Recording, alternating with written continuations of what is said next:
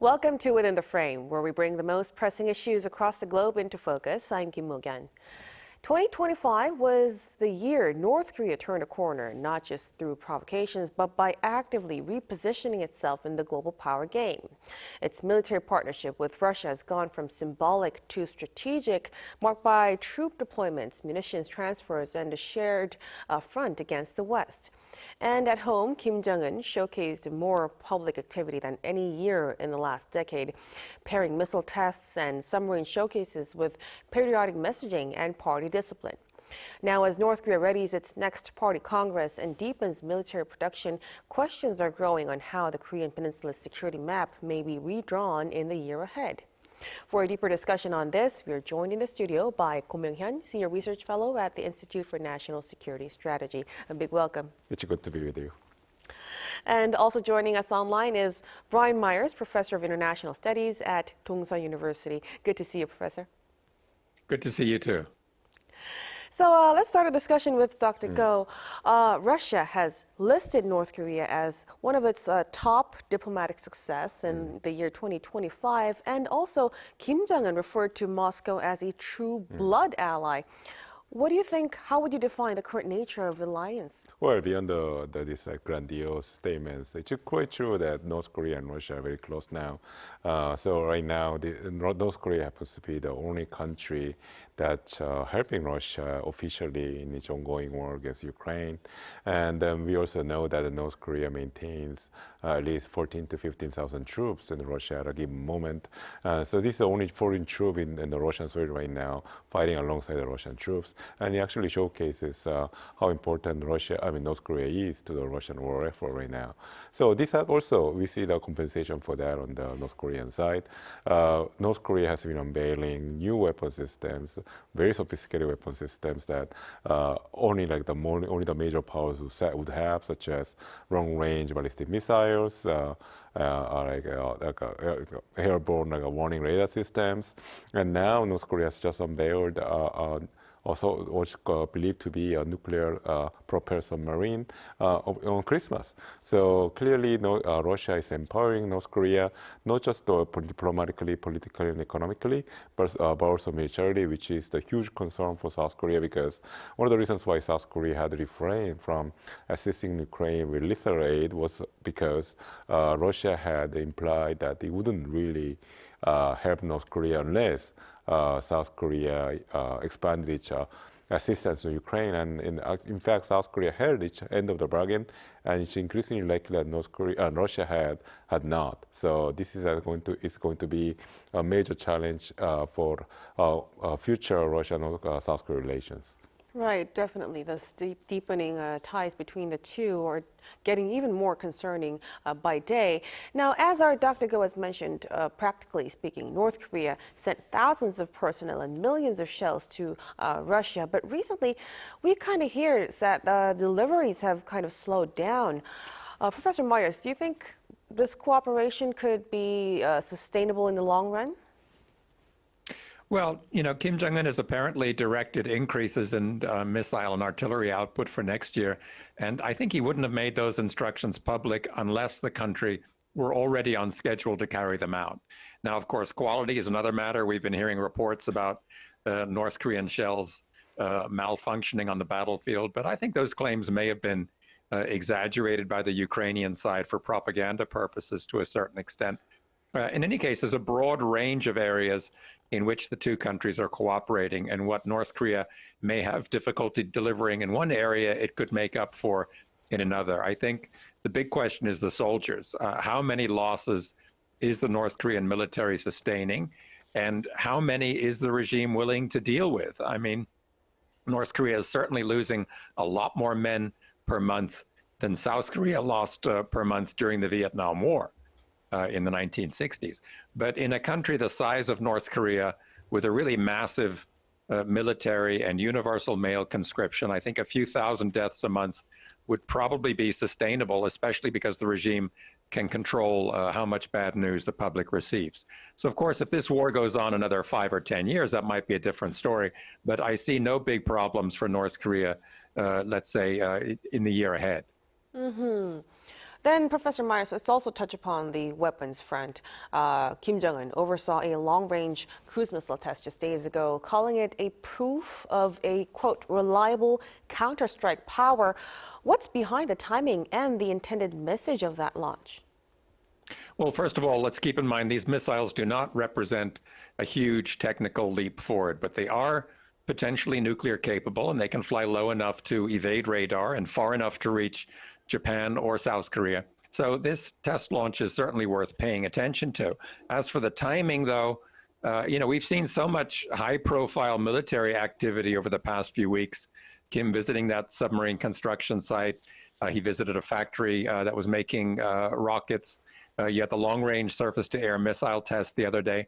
So it does seem that the regime wants to end the year by projecting a lot of strength and progress and commitment to this military alliance. You could also see this stuff as a response to perceived American provocations, like the recent docking of the U.S. Nuclear-powered submarine in Busan.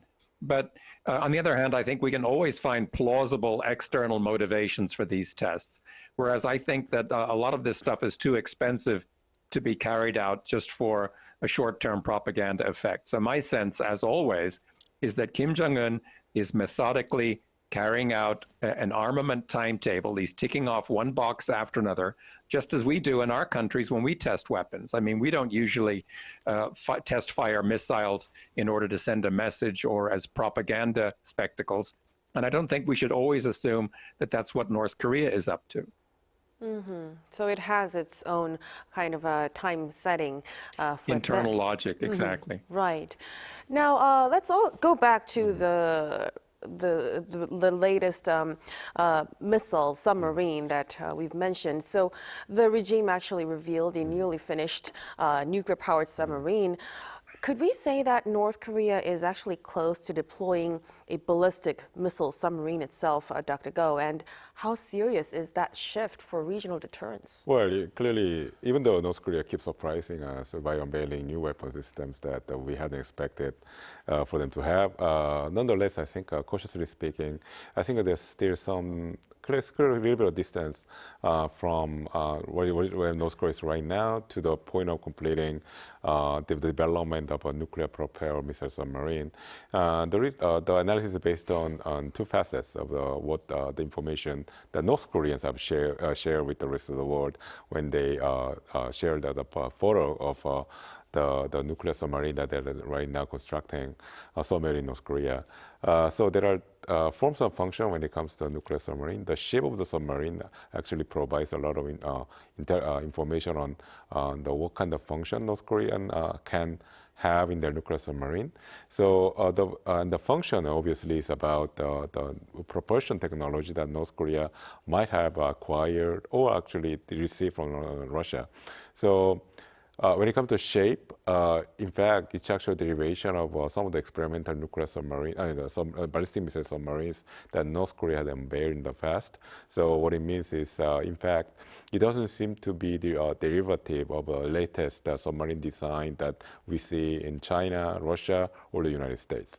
So it looks like the North Koreans didn't receive this technology or at least a design know-how in constructing our latest nuclear propelled submarine model. For instance, they have the North Korean nuclear submarine tends to have a very high sail. I think the reason is because they need to put ballistic missiles that they haven't been able to miniaturize, for instance. So clearly there's a significant gap between where they are right now to the point where they could really constitute a threat to South Korea, United States with their ballistic missile capability. The function-wise, when it comes to nuclear propulsion technology, I think we can only speculate how believable this is, but I think North Koreans are pretty confident that they have that technology, and given the short span of time between when they unveiled the ballistic missile submarine, which was using the conventional propulsion technology, to the latest new unveiling, it's likely that Russia might have shared the technology with North Korea. So the chances that North Korea might put to practice, or essentially deploy a nuclear-propelled submarine. But when it comes to North Korea being able to carry a ballistic missile that's actually threatening to the South Korean and United States, I think there's some probably some space for like a doubt for there right now. We still aren't quite sure about the details on that. But staying with the submarine issue, some say that Russia may have helped with the propulsion or even supplied nuclear fuel to the regime. Professor Myers, so be it confirmed or not, what does this say about Moscow's willingness to share strategic technology with Pyongyang? Well, I guess it comes down to what Dr. Go was talking about, really. What kind of technology have they been sharing? And, what exactly can a North Korean nuclear-powered submarine do? What Dr. Go just said confirms my hunch that the Russians are probably not handing over cutting-edge submarine models of the very latest technology. Let's remember, Russia has been making nuclear-powered subs since well before Kim Jong-un was born, since before I was born. So this could be pretty old tech. But even so, if these reports are true, they would certainly indicate Putin's growing readiness to share nuclear know-how with the Kim regime. And that in turn is significant because it would suggest that Russia is becoming less and less worried about violating international norms when it comes to nuclear matters. Of course, if these submarines are capable of carrying ballistic missiles, that would indicate that Russia is ready to enable North Korea's second strike capability. But again, we don't know for sure what kind of supplies or expertise has changed hands. So I guess we're just speculating at this point. Right. So regardless of the advancement, it is indeed still concerning that the two sides are deepening their give and take. Now, meanwhile, let's also touch upon the North Korean leader's public appearance, Dr. Go. Kim Jong-un apparently revealed himself over 130 times this year, and this is the busiest time, the most frequency in almost a decade. What do you think is driving his hyper visibility? So we have to look at the breakdown of the types of showings of Kim Jong-un, and I think what was remarkable this year was the frequency with which he participated in some sort of major diplomatic events. He visited China, he went to Tiananmen Square, he was standing shoulder to shoulder with Putin and Xi Jinping, so these are very high-profile events. And he also hosted diplomats in North Korea, so foreign diplomats in North Korea, so clearly the diplomatic component of Kim Jong-un's public events have been very high, which is a little bit of a change from in the past because North Korea clearly for a big chunk of its reign, North Korea was in a self-imposed state of isolation due to the COVID and other strategic reasons. So I think his diplomatic blitzkrieg, so to speak, explains part of this high level of frequency of his, public appearances. Having said that, I think what's also interesting is that he in fact reduced his participation in military events. So in the past, if you remember going back to the early 2020s, most of the times that Kim Jong-un was making appearances was for some sort of a missile test. So instead, North Korea had in fact reduced the frequency in which it had carried out provocation this year.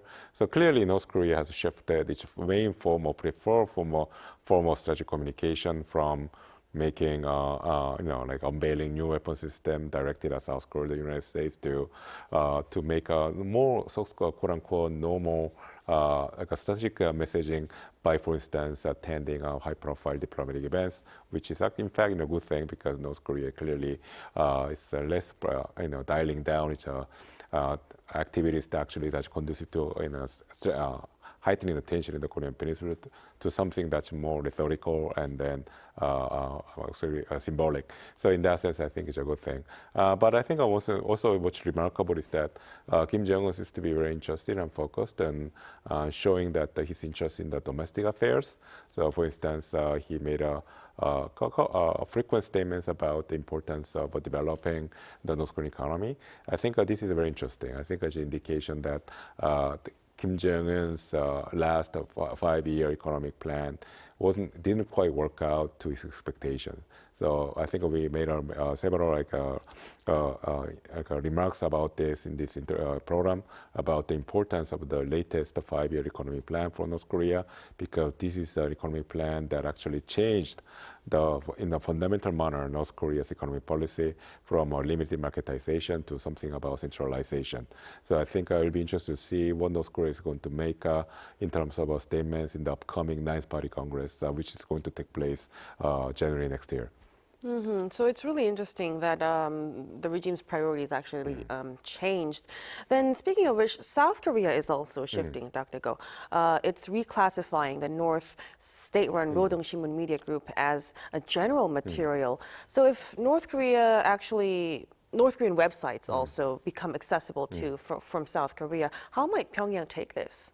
Well, I don't think North Korea is going to take any action or interpret this in a way that's actually that could undermine their security. The reason is because North Korea has its own very strict information quarantine policies.